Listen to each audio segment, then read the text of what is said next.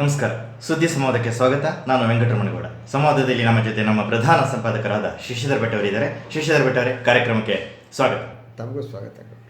ರಮೇಶ್ ಜಾರಕಿಹೊಳಿ ಸಿಡಿ ವಿಚಾರ, ಇಲ್ಲಿ ಈ ಪ್ರಕರಣದ ಬೇರೆ ಬೇರೆ ಕೋನಗಳಲ್ಲಿ ಇದನ್ನು ನೋಡಿಕೊಂಡ್ರೆ ತಮಗೆ ಕಾಣಿಸೋದು ಏನು? ಮತ್ತೆ ಇದೊಂದು ಬಿಟ್ಟು ಬೇರೆ ವಿಷಯವೇ ಇಲ್ಲವಾ ರಾಜ್ಯದಲ್ಲಿ ಚರ್ಚೆ ಮಾಡೋದಕ್ಕೆ ಅನ್ನುವಂಥ ಪರಿಸ್ಥಿತಿ ಕಾಣಿಸ್ತಾ ಇದೆ. ಇದರ ಬಗ್ಗೆ ಒಂದು ಗೌಡ್ರೆ, ಕಳೆದ ಒಂದು ವಾರ ನಾವು ಯಾವ ವಿಚಾರವನ್ನು ಚರ್ಚೆ ಮಾಡಿಲ್ಲ. ಸೊ ಈ ಒಂದು ಕಳೆದ 28 ದಿನಗಳಲ್ಲಿ ಬೆಳವಣಿಗೆಗಳೇನಾದವು, ಆ ಬೆಳವಣಿಗೆಯನ್ನು ಗಮನಿಸ್ತಾ ಇದ್ವಿ. ಸೊ ಈ ಬೆಳವಣಿಗೆಗಳನ್ನು ನೋಡಿದಾಗ ನನಗೆ ಆಘಾತ ಆಗಿದೆ. ಆಘಾತ ಆಗುವುದಕ್ಕೂ ಕಾರಣಗಳಿವೆ. ಒಂದು, ಯುವತಿ ಮಾಡಿರುವ ಆರೋಪ.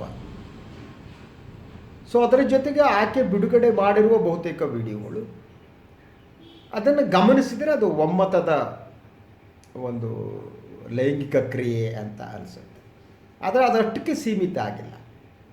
ಅವಳು ಸಚಿವರೊಬ್ಬರ ಲೈಂಗಿಕ ಕ್ರಿಯೆಗೆ ಒಪ್ಪಿಕೊಂಡಿದ್ದು ಯಾಕೆ, ಆ ಒಮ್ಮತ ಬಂದಿದ್ದರಲ್ಲಿ ಪ್ರಭಾವ ಬೀರಿದ್ದೇನು, ಈ ಬಗ್ಗೆ ಯಾರೂ ಚರ್ಚೆ ಮಾಡ್ತಾ ಇಲ್ಲ. ಆಕೆ ಒಪ್ಪಿಕೊಳ್ಳುವುದಕ್ಕೆ ಬಹುಮುಖ್ಯವಾದ ಕಾರಣ ಅವನು ಕೆಲಸ ಕೊಡಿಸ್ತೀನಿ ಅಂತ ರಮೇಶ್ ಜಾರಕಿಹೊಳಿ ಅವರು ಹೇಳಿದರು ಅಂತ. ಅಂದರೆ ಆಮಿಷ, ಕೆಲಸ ಕೊಡುವ ಆಮಿಷವನ್ನು ಒಡ್ಡಿ ಸಚಿವರಾಗಿರುವವರು ಒಬ್ಬ ಹೆಣ್ಣು ಮಗಳನ್ನು ಬಳಸಿಕೊಂಡರು. ಸೊ ಒಮ್ಮತವಿಲ್ಲದ ಅದೇನಿದೆ, ಒಮ್ಮತಕ್ಕಾಗಿ ಅಧಿಕಾರದ ದುರುಪಯೋಗ ಕೂಡ ಅಪರಾಧ. ಆದ್ದರಿಂದ ಈ ದೃಷ್ಟಿಯಿಂದ ಮೇಲ್ನೋಟಕ್ಕೆ ನೋಡಿದರೆ ರಮೇಶ್ ಜಾರಕಿಹೊಳಿ ಅಪರಾಧಿಯಾಗಿ ನಮಗೆ ಕಾಣ್ತಾರೆ. ಆದರೆ ಇಡೀ ಈ ಪ್ರಕರಣದ ಕಳೆದ 28-29 ದಿನಗಳಿಂದ ನೀವು ನಡೆದು ಗಮನಿಸಿದರೆ ಒಂದು 2-3 ಪ್ರಮುಖ ಅಂಶಗಳನ್ನು ನಾವು ಗುರುತಿಸ್ಬೋದು. ಮೊದಲನೇದಾಗಿ, ಮಾಧ್ಯಮ ಸಂಪೂರ್ಣವಾಗಿ ರಮೇಶ್ ಜಾರಕಿಹೊಳಿ ಅವರ ಪರವಾಗಿದೆ. That is the first thing. ಮಾಧ್ಯಮ ಸೋಷಿಯಲ್ ಮೀಡಿಯಾ ಸೇರಿದಂಗೆ ಆ ಹೆಣ್ಣು ಮಗಳಿಗೆ ವಿರುದ್ಧವಾಗಿದೆ. ಇವೆರಡು ಪ್ರಮುಖ ಅಂಶಗಳನ್ನು ನೀವು ಗಮನಿಸ್ಬೋದು. ನನಗೆ ಆಶ್ಚರ್ಯ ಆಗುವುದು, ರಮೇಶ್ ಜಾರಕಿಹೊಳಿ ಅಧಿಕಾರದಲ್ಲಿರುವವರು ಇಂತಹ ಚಟುವಟಿಕೆಗೆ ಇಳಿದ್ರ ಅಂತ ಪ್ರಶ್ನೆ ಮಾಡಬೇಕಾಗಿತ್ತು. ಇದಾಗಿತ್ತ ಅನ್ನೋದು ಪ್ರಶ್ನೆ ಆಗಬೇಕಾಯ್ತು ಮಾಧ್ಯಮದಲ್ಲಿ. ಈ ಬಗ್ಗೆ ಚರ್ಚೆ ನಡೀಬೇಕಾಗಿತ್ತು. ನೈತಿಕ ರಾಜಕಾರಣದ ಬಗ್ಗೆ ಚರ್ಚೆ ನಡೀಬೇಕಾಗಿತ್ತು. ಇದ್ಯಾವುದೂ ನಡೀದೆ ಸಿಡಿ ಲೇಡಿ ಅಂತ ಆ ಹೆಣ್ಣು ಮಗಳನ್ನು ಸತತವಾಗಿ ಅವಮಾನ ಮಾಡಲಾಗ್ತಾ ಇದೆ. That's one part. ಅದರ ಜೊತೆಗೆ ಗಮನಿಸ್ತಾ ಹೋಗಿ ಮುಖ್ಯಮಂತ್ರಿಗಳೇ ಹೇಳ್ತಾರೆ, ಅವರೇ ಅಧಿಕಾರ, ಅವರದ್ದೇ ಪೊಲೀಸು. ಬೆಳಗಾವಿಯಲ್ಲಿ ಮಾತಾಡ್ತಾ ಹೇಳ್ತಾರೆ, ಯಾವುದೇ ಇದಿಲ್ಲದೇ ಹೊರಗಡೆ ಬರ್ತಾರೆ ನಮ್ಮ ರಮೇಶ್ ಜಾರಕಿಹೊಳಿ. ಅದರ ಮೂಲಕ ಅವರು ಹೊರಗಡೆ ಬರುವಂಥ ಪೊಲೀಸರಿಗೆ ಮುಖ್ಯಮಂತ್ರಿಗಳೇ ಸೂಚಿಸಿದ್ದಾರೆ ಅಂತ ಅನುಮಾನ ಪಡಬೇಕಾಗಿದೆ. ಅಂದರೆ ಮೂರನೇ ಅಂಶ ಅಂದರೆ ಮುಖ್ಯಮಂತ್ರಿಗಳು ಮತ್ತು BJP ರಮೇಶ್ ಜಾರಕಿಹೊಳಿಯನ್ನು ಉಳಿಸುವುದಕ್ಕೆ ಯತ್ನ ನಡೆಸ್ತಾ ಇದೆ. ಈ ಯತ್ನದಲ್ಲಿ ಮಾಧ್ಯಮಗಳು ಕೂಡ ಪಾಲುದಾರರಾಗಿವೆ, ಪೊಲೀಸರು ಪಾಲುದಾರರಾಗಿವೆ, ಅನುಮಾನ ಬೇಕಾಗಿಲ್ಲ. ಯಾಕೆಂದರೆ ಪೊಲೀಸರನ್ನ ನೀವು ಗಮನಿಸ್ತಾ ಹೋಗಿ, ಯಾರ ಮೇಲೆ ಆರೋಪಿತನಾಗಿದ್ದಾನೋ ಅವನನ್ನು ಇದುವರೆಗೆ ಬಂಧಿಸಬೇಕಾಗಿತ್ತು ರಮೇಶ್ ಜಾರಕಿಹೊಳಿ ಅವ್ರನ್ನ ಬಂಧಿಸಲ್ಲ. ಒಂದು ಸಲ ವಿಚಾರಣೆಗೆ ಕಳೆದ ಅವ್ನು 2ನೇ ತಾರೀಕು ಬರ್ತಾನೆ, ಆಯಿತು ಹೋಗಿ ಬನ್ನಿ, ನಿಮ್ಗೆ ಒಳ್ಳೆಯದಾಗಲಿ ಅಂತ ಪೊಲೀಸರು ಕಳಿಸ್ತಿದ್ದಾರೆ. ಅಂದರೆ ಪೊಲೀಸರು ಕೂಡ ಪಾರ್ಟಿಸಾನ್ ಆಗಿದ್ದಾರೆ. ಆ ಮಾತನ್ನೇ ಆ ಹೆಣ್ಣು ಮಗಳು ಹೇಳಿದ್ದಾಳೆ. ನಾನು ಆ ಹೆಣ್ಣು ಮಗಳ ದೃಢತೆಯನ್ನು ಶ್ಲಾಘಿಸ್ತೀನಿ. ಇನ್ನೂ ದೃಢವಾಗಿದ್ದು ನನ್ನ ಹೇಳಿಕೆಗೆ ನಾನು ಬಾಧ್ಯನಾಗಿದ್ದೀನಿ ಅಂತ ಹೇಳ್ತಾಳೆ. ಅದರ ನಡುವೆ ನಡೆದ ಬೆಳವಣಿಗೆಗಳನ್ನು ಒಂದೊಂದು ಚರ್ಚೆ ಮಾಡ್ತಾ ಹೋಗ್ಬೋದು. ಅವರ ಕುಟುಂಬ ವರ್ಗದವರು ಆಗ ಈ ಮಾಧ್ಯಮದಲ್ಲಿ ಆ ಬಗ್ಗೆ ಕೂಡ ಚರ್ಚೆ ನಡೀಬೇಕಾಗಿತ್ತು. ಅವನು ಅವನ ಸಹೋದರ ಚಿಕ್ಕವನು, ಅವನು DK ಶಿವಕುಮಾರ್ ಮೇಲೆ ಒಬ್ಬ ರಾಜಕಾರಣಿ ರೀತಿಯಂತೆ ಎಲಿಗೇಷನ್ ಮಾಡ್ತಾನೆ. ನನ್ನ ಹತ್ರ ಎಲ್ಲ ಸಾಕ್ಷಿಗಳಿಗೇನು ಸಾಕ್ಷ್ಯ ಇರುತ್ತೆ, ಫೋನ್ನಲ್ಲಿ ಮಾತಾಡಿದ್ರು ನಾನು DK ಮನೆಗೆ ಹೋಗ್ತೀನಿ, ಅವ್ರು ಗೋವಾಕ್ಕೆ ಹೋಗೋದಕ್ಕೆ ದುಡ್ಡು ಕೊಟ್ಟಿದ್ದಾರೆ ಅಲ್ವಾ, ಇದೇ ಹೇಳಿದ್ದು. ಸೊ ಇದನ್ನು ಇಟ್ಕೊಂಡು ಅವನು ಯಾವುದೋ ಒಬ್ಬ ರಾಜಕಾರಣಿಯಂತೆ ಆ ಹುಡುಗಿಯ ಸಹೋದರ ಮಾತಾಡ್ತಾರೆ. ನನ್ನ ಹತ್ರ ಅಷ್ಟು ಸಾಕ್ಷ್ಯ ಇದೆ. ಅವನು ಹಿಂದಿರುವವರು ಯಾರು, ಯಾಕೆ ಆ ಒಂದು ನಾಯಕ ಜನಾಂಗದ ಸ್ವಾಮೀಜಿ ಹೋಗ್ಬಿಟ್ಟು ಅವ್ರ ಕುಟುಂಬದವ್ರು ನೋಡಿ ಬರ್ತಾರೆ. ನೋಡಿ ಬಂದ ತಕ್ಷಣ ಉಳಿಸುವ ಒಂದು ಯತ್ನ ನಡೀತೆ. ಒಂದು ಕಡೆ BJP ಸರ್ಕಾರ ಪಕ್ಷ ಆ ಒಬ್ಬ ಆರೋಪಿತನನ್ನು ಉಳಿಸುವ ಯತ್ನ ಮಾಡುತ್ತೆ, ಇನ್ನೊಂದು ಕಡೆ ಹೋಗಿ ಬಂದು ಸ್ವಾಮಿ ಅಂತವರು ಯತ್ನ ಮಾಡ್ತಾರೆ. ಕುಟುಂಬ ವರ್ಗದವರು, ನನಗೆ ಶಾಕಿಂಗ್ ಆದವ್ರ ಮಗಳ ಮೇಲೆ ಅತ್ಯಾಚಾರ ನಡೆದಿದೆ, ಅವರು ಗೊತ್ತಿಲ್ಲದೆ ದೂರದಲ್ಲಿ ನಿಂತ್ಕೊಳ್ಳೋದೆಲ್ಲ ಸುಳ್ಳು ಅನ್ನುವ ರೀತಿಯಲ್ಲಿ ನನ್ನ ಮಗಳ ಮೇಲೆ ಯಾರೋ ಅವಳ ಮನಸ್ಸೇ ಸರಿ ಇಲ್ಲ, ನಮ್ಮ ಸುಪರ್ದಿಗೆ ಕೊಡಬೇಕು ಅಂತ ಕೋರ್ಟಿಗೆ ಹೋಗುವವರೆಗೆ ನಡೀತಾ ಇದೆ.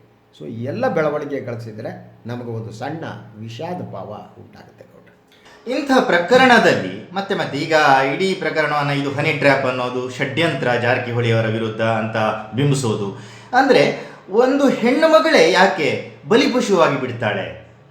ನೋಡಿ, ಇದು ಇಡೀ ಪುರುಷ ಪ್ರಧಾನವಾದ, ನೀವು ಗಮನಿಸಬಹುದು. ಯಾವುದೋ ಒಂದು ಪತ್ರಿಕೆಯಲ್ಲಿ ಕೂಡ ಒಂದು ಆರ್ಟಿಕಲ್ ಜೋಕ್ ಇರ್ಬೋದು, ನೋಡಿದೆ, ಅದನ್ನು ಕೆಲವರು ಶೇರ್ ಮಾಡಿದ್ರು. ಒಂದು ಪ್ರಮುಖ ಪತ್ರಿಕೆ, ನಾನು ಕೆಲಸ ಮಾಡಿದ ಪತ್ರಿಕೆ ಕನ್ನಡಪ್ರಭದಲ್ಲಿ ಒಂದು ಆರ್ಟಿಕಲ್. ಅಂದರೆ ಇವಳು ಯಾವುದೋ CD ಕಂಪನಿಗೆ ಬ್ರ್ಯಾಂಡ್ ಅಂಬಾಸಡರ್ ಆಗ್ಬೋದಾ ಅಂತ ಹೆಡ್ಲೈನ್. ಒಂದು ಹೆಣ್ಣು ಮಗಳು ನೋವನ್ನು ಅನುಭವಿಸಿದ ಮೇಲೆ ದಾಳಿ ನಡೆಸುವ ಸ್ಥಿತಿ, ಆ ಮನಸ್ಥಿತಿಯನ್ನು ನೋಡಿ. ಇದು ಒಂದು ಕಡೆ ನಡೀತದೆ. ಅವಳನ್ನ ಟಾರ್ಗೆಟ್ ಮಾಡ್ತಿದ್ದಾರೆ. ಅಂದರೆ ರಮೇಶ್ ಜಾರಕಿಹೊಳಿ ಮಾಡಿದ ತಪ್ಪಲ್ಲ, ಅವಳು ಹೋಗಿ ತಪ್ಪು. ಅವಳಿಗೆ ಜಾರಿಣಿ ಅಂತ ಕರೀಲಾಗ್ತಾ ಇದೆ, ಹೋಗಿ ಯಾಕೆ ಮಲಗಬೇಕಾಗಿತ್ತು ಅಂತ ಕರೀಲಾಗ್ತಾ ಇದೆ. ಅವಳ ನಿಸ್ಸಹಾಯಕತೆಯನ್ನು ಅರ್ಥ ಮಾಡಿಕೊಳ್ಳುವ ಸೂಕ್ಷ್ಮ ಮನಸ್ಥಿತಿ ಕಾಣ್ತಾ ಇಲ್ಲ ಮಾಧ್ಯಮ ಜಡ್ಗಟ್ಟು ಹೋಗಿದೆ, ಸಮಾಜ ಜಡ್ಗಟ್ಟು ಹೋಗಿದೆ. ನೀವು ಇದನ್ನೆಲ್ಲ ನೋಡ್ತಾ ಹೋದರೆ, ನಾನು ಇನ್ನೊಂದು ಯಾವುದೋ ಫೇಸ್ಬುಕ್ನಲ್ಲಿ ನೋಡ್ತಾ ಇದ್ದೆ, ಯಾರೋ ಪತ್ರಕರ್ತೆ ಹೆಣ್ಮಗಳು, ಅವಳು ಆ ಲಾಯರ್ನ ಮೇಲೆ ಜಾಡಿಸ್ತಾಳೆ, ಅವನ ಮೇಲೆ ಕ್ರಿಮಿನಲ್ ಕೇಸ್ ಇದೆ ಅಂತ ಇನ್ನೊಂದು ಇರುತ್ತೆ. ಆದಷ್ಟು ಇವನ್ನ ಎಕ್ಸ್ಪೋಸ್ ಮಾಡಬೇಕು ಈ ಲಾಯರ್ನ ಅಂತ ಪತ್ರಕರ್ತೆ ಹೆಣ್ಮಗಳು. ನೀವು ಎಕ್ಸ್ಪೋಸ್ ಮಾಡಬೇಕಾದ್ರೆ ಲಾಯರ್ನ ಎಕ್ಸ್ಪೋಸ್ ಮಾಡಬೇಕಾ, ಅಥವಾ ನನ್ನ ಮೇಲೆ ಅತ್ಯಾಚಾರ ನಡೆದಿದೆ ಅಂತ ದೂರು ಕೊಟ್ಟು ಹೆಣ್ಣುಮಗಳನ್ನ ಎಕ್ಸ್ಪೋಸ್ ಮಾಡಬೇಕಾ, ಅಥವಾ ಯಾರು ಆರೋಪಿತನಾಗಿದ್ದಾನೋ ಅವನ್ನ ಎಕ್ಸ್ಪೋಸ್ ಮಾಡಬೇಕಾ? ಅಂದರೆ ಇಡೀ ರಮೇಶ್ ಜಾರಕಿಹೊಳಿಯ ಮತ್ತು ಟೀಮ್ ಏನಿದೆ, ಅವರು ಎಲ್ಲವನ್ನು ತಮ್ಮ ನಿಯಂತ್ರಣದಲ್ಲಿ ಇಟ್ಕೊಳ್ಳೋಕೆ ಕಾಣುತ್ತೆ ನನಗೆ. ಒಂದು ಕಡೆ ಮಾಧ್ಯಮ, ಸರ್ಕಾರ ಹಾಗೂ ಅವರ ನಿಯಂತ್ರಣದಲ್ಲಿದೆ.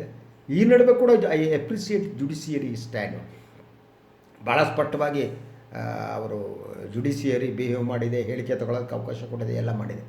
ಆದರೆ ಸಾಮಾಜಿಕ ಜಾಲತಾಣಗಳಲ್ಲಿ ಈ ಒಂದು ಮನಸ್ಥಿತಿ ಕಾಡ್ತಾ ಇದೆ. ಅಂದರೆ ರೋಗಗ್ರಸ್ತ ಮನಸ್ಥಿತಿ ಸಮಾಜದಲ್ಲಿದೆ, ಮಾಧ್ಯಮಕ್ಕೂ ಇದೆ ಅಂತ. ಮಾಧ್ಯಮದಲ್ಲಿ ಎಲ್ಲರೂ ಸೇರಿಬಿಟ್ಟು ಒಂದೆರಡು ಆ್ಯಂಕರ್ಗಳು ಭಾಳ ಗೌರವಾನ್ವಿತವಾಗಿ ಮಾತನಾಡಿದ್ದು ನೋಡಿದೆ. ಫಾರ್ ಎಕ್ಸಾಂಪಲ್ ಸುವರ್ಣನ JP ಶೆಟ್ಟಿ ಅವ್ರದ್ದು ನೋಡಿದೆ ನಾನು. ಎಸ್, ಅವರೊಬ್ಬರೇ ಅಂತ ಅನಿಸುತ್ತೆ ನನಗೆ. ಅವರು ಭಾಳ ಯಾವುದೇ ಪಾರ್ಟಿಸಾನ್ ಆಗದೇನೆ ಮಾತನಾಡಿದ್ರು ಅಂತ ನನಗೆ ಅನಿಸುತ್ತೆ. ಉಳಿದವರು ಎಲ್ಲರೂ ಕೂಡ ಯಾವ ರೀತಿ ಅಂತಂದರೆ ಆ ಹೆಣ್ಣುಮಗಳ ಮೇಲೆ ಸತತವಾಗಿ ದಾಳಿ ನಡೆಸುವ ಹಾಗೆ, ಅವಳ ಕ್ಯಾರೆಕ್ಟರ್ ಅಸಾಸಿನೇಷನ್ ಮಾಡುವ ಹಾಗೆ ಮಾತನಾಡ್ತಾ ಇದ್ದಿದ್ದು. ಆಕೆ ಏನೋ ಮಹಾನ್ ಅಪರಾಧ ಅವಳು ಮಾಡಿದ್ದಾಳೆ, ಅವಳು ಅಪರಾಧ ಮಾಡಿದಾಳೋ ಬಿಟ್ಟಿದ್ದಾಳೋ ಅನ್ನೋದು ಇದಕ್ಕೆ ಸಂಬಂಧಪಟ್ಟಿದ್ದು. ಮತ್ತು ಕೇಸ್ನಲ್ಲಿ ನೀವು ಇಡೀ ಮಾಧ್ಯಮ ಅದನ್ನ ಹ್ಯಾಂಡಲ್ ಮಾಡಿದ್ದ ಬಗೆಯನ್ನು ನೋಡಿ. ಒಂದು ಯಾವಾಗ CD ಹೊರಗೆ ಬರುತ್ತೋ ಅದು ಬಂದ ಮೇಲೆ ರಮೇಶ್ ಜಾರಕಿಹೊಳಿ ದೂರು ಕೊಡ್ತಾರೆ. 5 ಕೋಟಿ ಅಂತಾರೆ, ಇನ್ನೊಂದು ಕೊಟ್ಟಿದ್ದೆ ಅಂತಾರೆ, ಮತ್ತೊಂದು ಕೊಟ್ಟಿದ್ದಾರೆ ಅಂತಾರೆ, ಹನಿ ಟ್ಯಾಪ್ ಅಂತಾರೆ, ಇನ್ನೊಂದು ಸಲ ನಂದು ಅಲ್ಲವೇ ಅಲ್ಲ ನಕಲಿ ಅಂತಾರೆ ಅಲ್ವಾ. ಹನಿ ಟ್ರ್ಯಾಪು ನಕಲಿ ಎರಡೂ ಒಂದೇ ಅಂತಲ್ಲ. ಈ ಬಗ್ಗೆಯೂ ಮಾಧ್ಯಮ ಮಾತಾಡಲ್ಲ. ಮಾಧ್ಯಮ ಸಂಪೂರ್ಣವಾಗಿ ಜಾರಕಿಹೊಳಿಯ ಧ್ವನಿಯಾಗಿ ಅವರನ್ನು ಉಳಿಸುವುದು ಹೇಗೆ ಅನ್ನುವ ಯತ್ನದಲ್ಲಿ ಮಾಧ್ಯಮ ತೊಡಗಿದೆ. ಬಹುತೇಕ ಆ್ಯಂಕರ್ಗಳು ಇದರಲ್ಲಿ JP ಶೆಟ್ಟಿ ಅಂತವ್ರನ್ನ ಬಿಟ್ಬಿಟ್ಟು ಕೆಲವರನ್ನು ಸಂಪೂರ್ಣವಾಗಿ ರಮೇಶ್ ಜಾರಕಿಹೊಳಿಗೆ ಉಳಿಸುವುದೇ ನಮ್ಮ ಧ್ಯೇಯ ಅನ್ನುವಂತೆ ಮಾಧ್ಯಮ ಕೆಲಸ ಮಾಡಿದಾಗ ಕಾಣುತ್ತೆ. ಇವರೆಲ್ಲ ಒಂಥರ ಕೊಲ್ಯೂಷನ್ ಆಗೋದು ಅಂತಾರಲ್ಲ, ಆ ರೀತಿ ನನಗೆ ಕಾಣ್ತಾ ಇದೆ ಗೌಡ್ರೆ.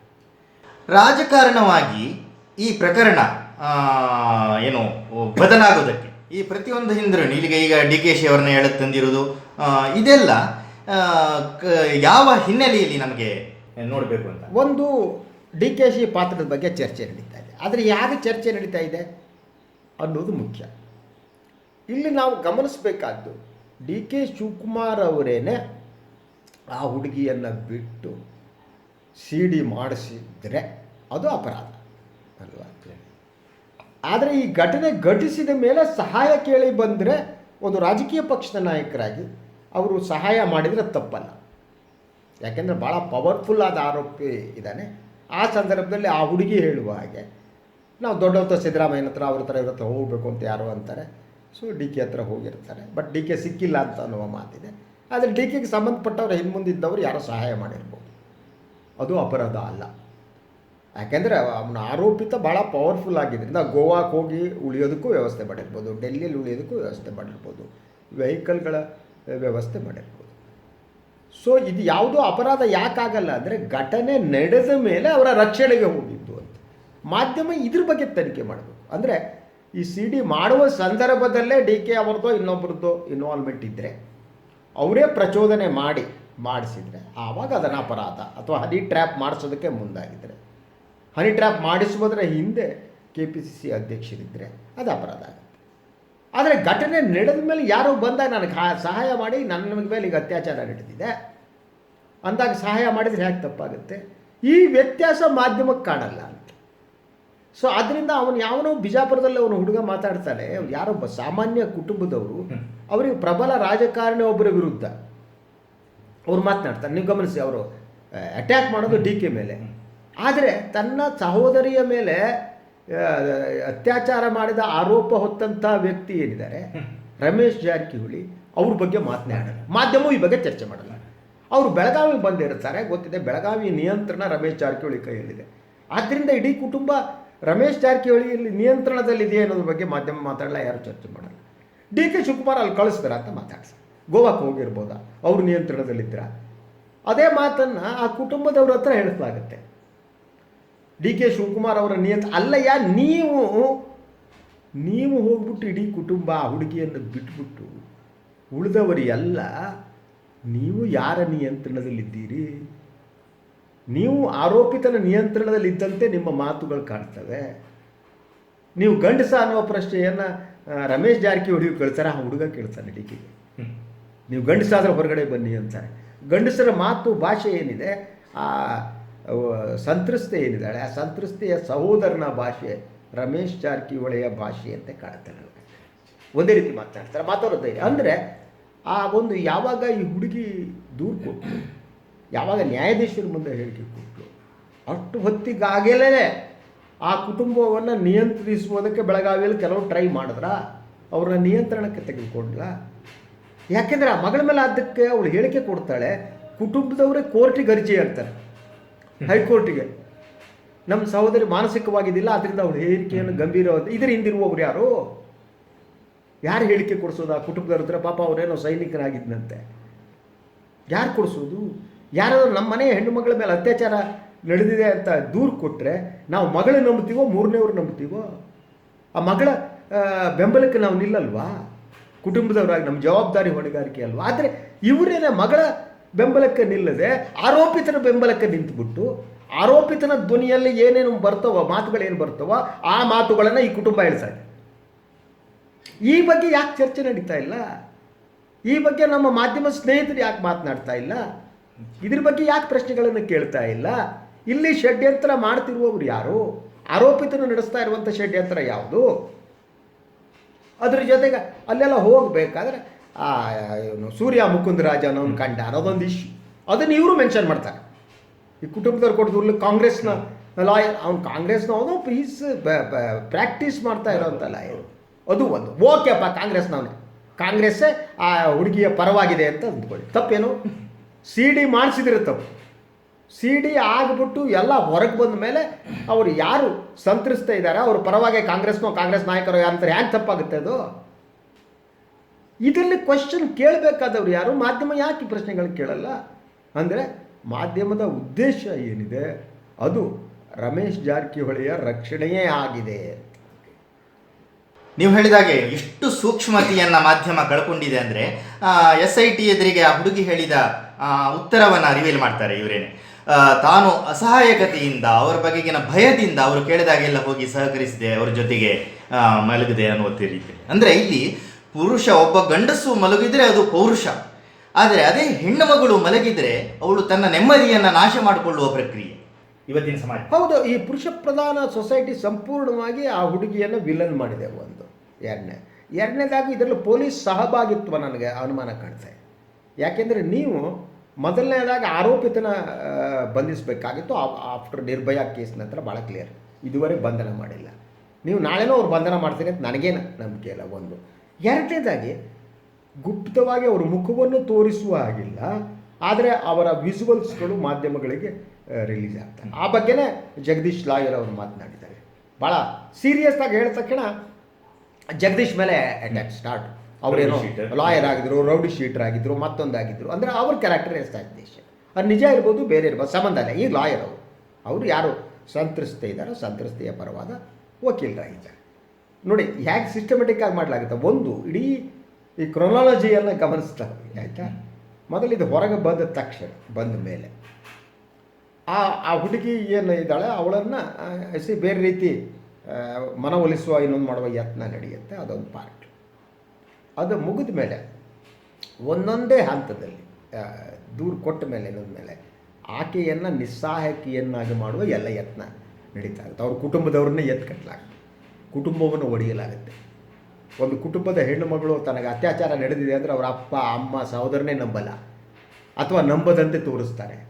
ಅವ್ರ ಒಳಗಡೆ ನಮ್ಗೆ ಯಾಕೆ ಬೇಕು ದೊಡ್ಡ ಸಹವಾಸ ಬಾರಮ್ಮ ಅನ್ನುವ ಮನಸ್ಥಿತಿ ಕಾಣ್ತಾ ಇದೆ. ಮನೇಲಿ ಇದ್ಬಿಡಪ್ಪ ನಮ್ಮ ಬಿಡಲ್ಲ ಅಂದರೆ ಅಂಥ ಒಂದು ಒತ್ತಡ ಬೆಳಗಾವಿ ಪ್ರಬಲ ರಾಜಕಾರಣಿಗಳು ಸಾಹುಕಾರರು ಮಾಡಿದ್ರ ಅಂತ.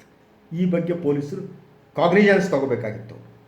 ನೀವು ನನ್ನ ಕುಟುಂಬಕ್ಕೆ ಅವಳು ರಕ್ಷಣೆ ಕೊಡಿ ಅಂತ ಕೇಳಿದ ರಕ್ಷಣೆ 4 ಜನ ಪೊಲೀಸರು ಹಾಕೋದಲ್ಲ, ಅವಳನ್ನು ಬಳಸಿಕೊಳ್ಳದಂತೆ ಆರೋಪಿತ ಬಳಸಿಕೊಳ್ಳದಂತೆ ನೋಡ್ಕೊಳ್ಬೇಕಾದ್ದು ಕೂಡ ಪೊಲೀಸರ ಕೆಲಸ ಆಗುತ್ತೆ. ಅದು ಮಾಡಲ್ಲ.